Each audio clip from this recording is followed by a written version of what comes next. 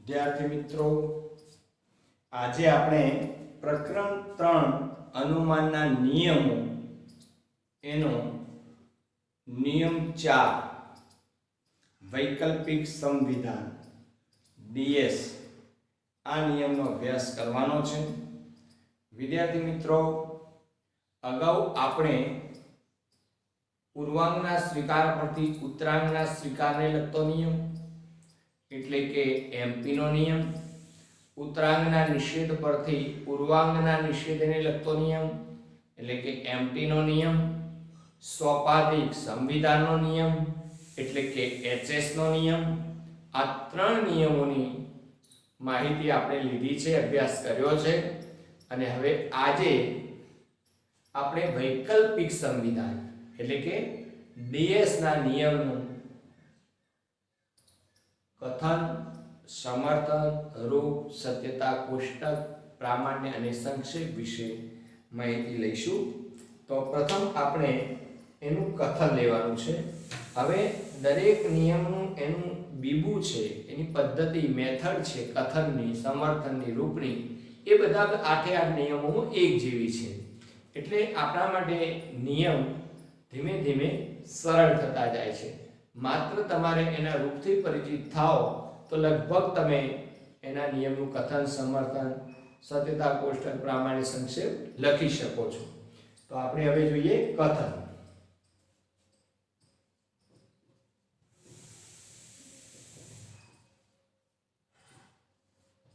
કથન છે, જો એક P વિકલ્પન Q અને બે નિષેધ P એ બે વિધાનો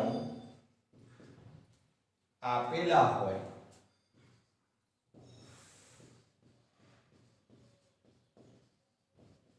તો એમાંથી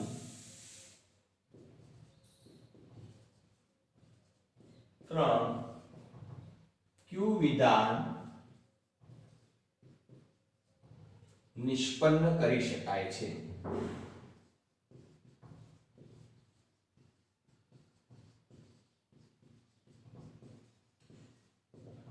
બરાબર વિદ્યાર્થી મિત્રો, સમજો P વિકલ્પન Q, MP, MT, HS આ ત્રણ નિયમો શરતીને લગતા હતા.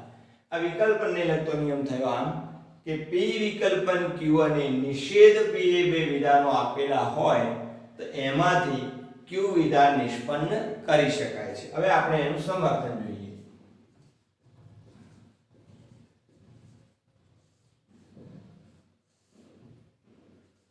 જો P વિકલ્પન Q અને નિષેધ P એ બે આધાર વિધાનો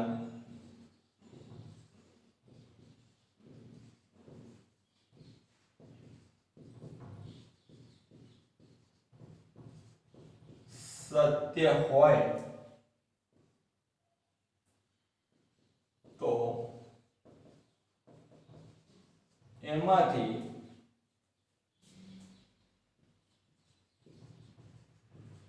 નિષ્પન્ન થયેલું Q વિધાન પણ સત્ય જ હોય છે.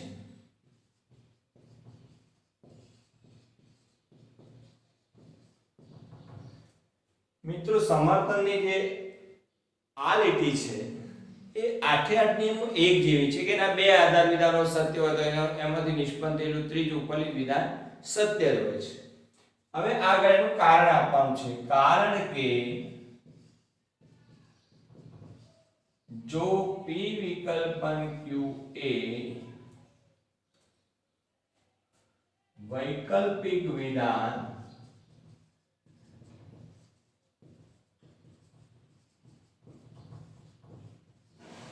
સત્ય હોય અને એનો એક વિકલ્પ P અસત્ય હોય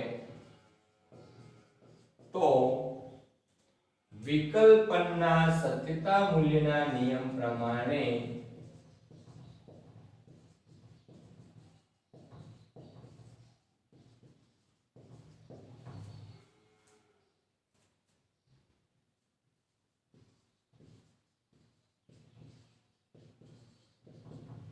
એનો બીજો વિકલ્પ Q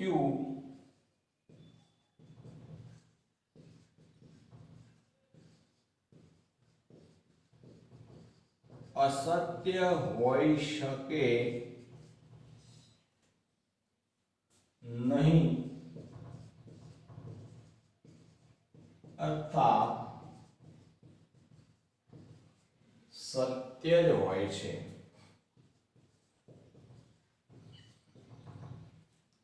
તો આ થયું સમર્થન કે જો P વિકલ્પન Q અને નિષેધ P એ બે આધાર વિધાનો સત્ય હોય તો એમાંથી નિષ્પન્ન થયેલું Q વિધાન પણ સત્ય જ હોય છે. કારણ કે જો P વિકલ્પન Q વૈકલ્પિક વિધાન સત્ય હોય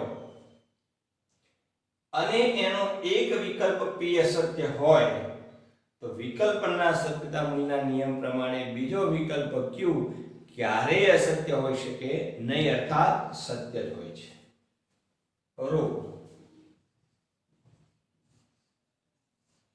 રૂપ આપણે સ્મોલ અક્ષરમાં લખવાનું છે. P વિકલ્પન Q નિષેધ P માટે Q.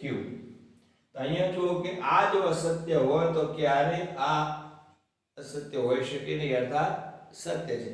કાં તો તે જીવંત છે અથવા મૃત્યુ પામેલો છે. જીવંત નથી તો સાબિત થાય છે કે તે મૃત્યુ પામેલો છે એ સત્ય જ હોય. બરાબર.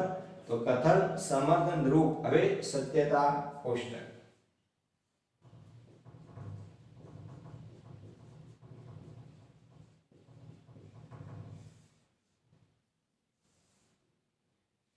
વિદ્યાર્થી મિત્રો P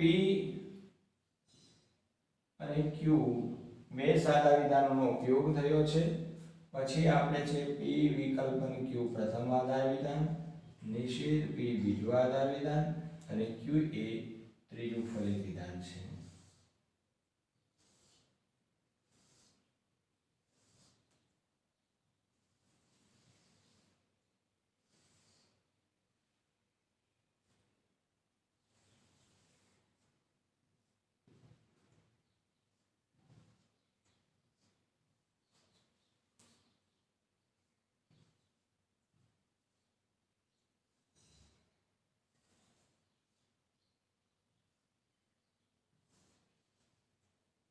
અહીંયા P વિકલ્પન Q એ પ્રથમ આધાર વિધાન છે. એટલે આપણે લખીશું પ્રથમ આધાર વિધાન. આ છે એ બીજું આધાર વિધાન છે અને આ છે એ ફલિત વિધાન છે.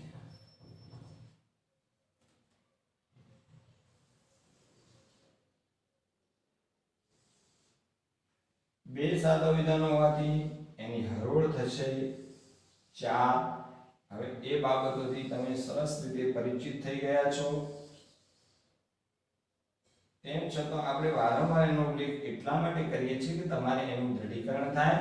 એટલે જો બે સાદા વિધાનો હોય તો એની 4 હરોળ બને છે અને 4 હરોળ હોય તો પહેલા વિધાનની અંદર 2T 2F અને બીજા વિધાનની અંદર TF TF. અહીંયા આપણે પહેલા અને બીજા વિધાનને વિકલ્પનના સત્યતા મૂલ્યના નિયમ પ્રમાણે લખવાનું છે. અહીંયા આપણે નિષેધ P એટલે કે પહેલા નંબરના વિધાનનો નિષેધ કરવાનો છે અને Q એટલે કે 2 પ્રમાણે આપણે લખવાનું છે.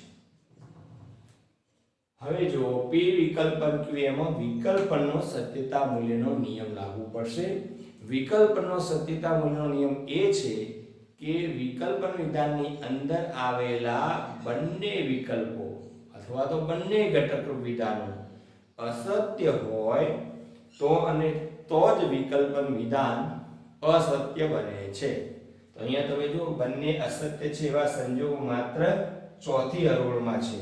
બંને અસત્ય છે માટે અસત્ય, બાકીના કોઈ સંજોગોમાં એવું બનતું નથી, એટલે કે બંને અસત્ય નથી માટે એમાં સત્ય છે. હવે p નો નિષેધ તો t હોય તો એનો નિષેધ f, t છે તો f, f છે તો t. કારણ કે મૂળ વિધાન સત્ય હોય તો એનો નિષેધ અસત્ય, મૂળ વિધાન અસત્ય હોય તો એનો નિષેધ સત્ય. અહીં p મૂળ વિધાન ગણવાનું, એ સત્ય હોય તો નિષેધ v અસત્ય. અહીં સત્ય છે તો નિષેધ v અસત્ય, અહીં અસત્ય છે તો સત્ય, અસત્ય છે તો સત્ય. હવે q એટલે તો q પ્રમાણે બીજા નંબરના સ્તંભ પ્રમાણે આપણે લખી દેવાનું છે tf tf. હવે વિદ્યાર્થી મિત્રો અહીંયા આપણે સત્યતા કોષ્ટકની ચકાસણી કરવાની છે કે કઈ હરોળમાં બંને આધાર વિધાનો સત્ય છે અને એ જ હરોળમાં ફલિત વિધાન સત્ય છે. તો અહીંયા તમે જોશો કે બંને આધાર વિધાન સત્ય હોય એવી હરોળ નંબર 3 જોવા મળી છે અને એ જ હરોળમાં ફલિત વિધાન પણ સત્ય છે એવી કોઈ બીજી હરોળમાં પ્રાપ્ત થતું નથી. એટલે આપણે ત્રીજી હરોળમાં બંને આધાર વિધાનો સત્ય છે અને એ જ હરોળમાં ફલિત વિધાન પણ સત્ય છે. પ્રામાણ્યમાં આપણે એ દર્શાવવાનું છે.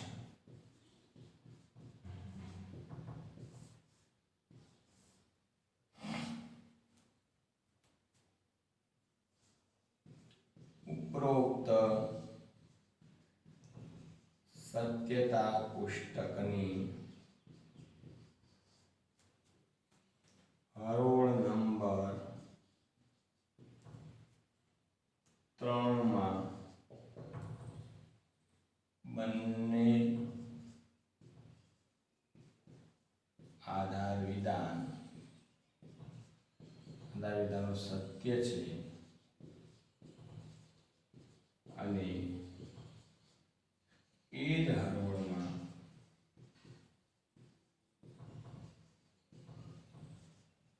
ફલિત વિધાન પણ સત્ય છે. તેથી દલીલનું રૂપ પ્રમાણભૂત છે. અને આ દલીલને આ રૂપને અનુસરતી કોઈ પણ દલીલ હશે તો એ પણ પ્રમાણભૂત હશે.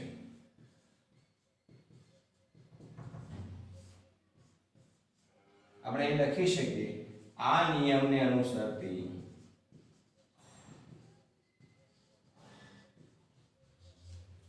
કોઈ પણ દલીલ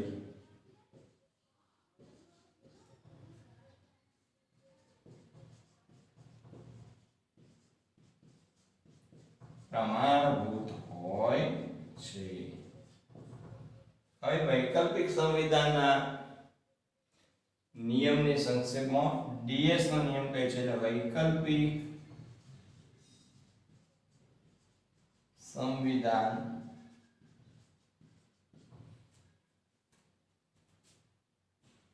સંવિધાનના નિયમને સંક્ષેપમાં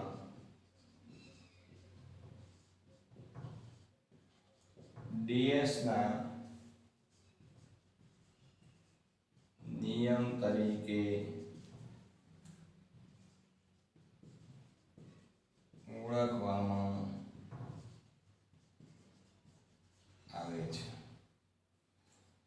તો વિદ્યાર્થી મિત્રો અહીંયા આપણે વૈકલ્પિક સંવિધાનના નિયમની સંપૂર્ણ માહિતી મેળવી. વૈકલ્પિક સંવિધાનના નિયમનું કથન થશે.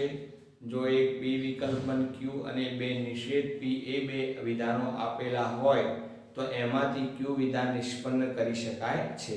સમર્થન છે કે જો p વિકલ્પન q અને નિષેધ p એ બે આધાર વિધાનો સત્ય હોય તો એમાંથી નિષ્પન્ન થયેલું q વિધાન પણ સત્ય જ હોય છે. કારણ કે p વિકલ્પન q એ વૈકલ્પિક વિધાન સત્ય હોય અને એનો એક વિકલ્પ અસત્ય હોય તો વિકલ્પના સત્યતા મૂલ્યના નિયમ પ્રમાણેનો બીજો વિકલ્પ q ક્યારે અસત્ય હોઈ શકે નહીં, અર્થાત સત્ય જ હોય છે. પછી છે એનું રૂપ p વિકલ્પન q નિષેધ p માટે q.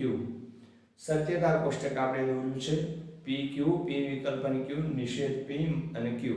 તો અહીંયા પી વિકલ્પન ક્યુ એ પ્રથમ આધાર વિધાન છે, નિષેધ પી એ બીજું આધાર વિધાન છે, ક્યુ એ ફલિત વિધાન છે. એના આધારે આપણે સત્યતા કોષ્ટક દોર્યું છે અને એની ત્રીજી હરોળમાં બંને આધાર વિધાનો સત્ય છે અને ફલિત વિધાન પણ સત્ય છે. તેથી દલીલનું આ રૂપ પ્રમાણભૂત છે. આ નિયમને અનુસરતી કોઈ પણ દલીલ પણ હંમેશા પ્રમાણભૂત હશે. સંક્ષેપમાં આ નિયમને ડીએસ ના નિયમ તરીકે ઓળખવામાં આવે છે.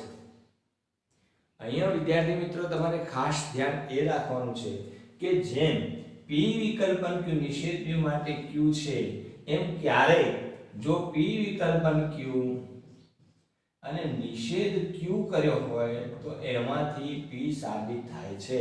યાદ રાખજો, પી વિકલ્પન ક્યુ, ક્યુ નો નિષેધ થયો હોય તો પી સાબિત થાય, પી નો નિષેધ થયો હોય તો ક્યુ સાબિત થાય. આ પણ વૈકલ્પિક સંવિધાન છે અને અથવામાં તમે આ પણ લખી શકો. અને જ્યારે રૂપલક્ષી સાબિતી આપણે રચવાની આવે છે ત્યારે તમારા મનમાં આ વસ્તુ, આ ખ્યાલ સ્પષ્ટ રાખવાનો છે કે પી વિકલ્પન ક્યુ, પી નો નિષેધ હોય તો ક્યુ સાબિત થાય, પણ જો ક્યુ નો નિષેધ હોય તો વૈકલ્પિક સંવિધાનના નિયમ પ્રમાણે એટલે કે ડીએસ ના નિયમ પ્રમાણે પી સાબિત થાય. તો આ પણ ડીએસ નો નિયમ જ કહેવાય. અને ક્યારેક રૂપલક્ષી સાબિતીમાં આ મેથડથી નિયમ લગાડેલો હોય તો પણ તમારે ધ્યાનમાં રાખવાનો છે. તો અહીં આપણે ડીએસ ના નિયમની સંપૂર્ણ માહિતી પૂર્ણ કરી છે. તમારે આ નિયમ બુકની ચોપડાની અંદર લખવાનો છે અને એને તૈયાર કરવાનો છે. અહીં આપણો ડીએસ ની વાત પૂર્ણ થાય છે.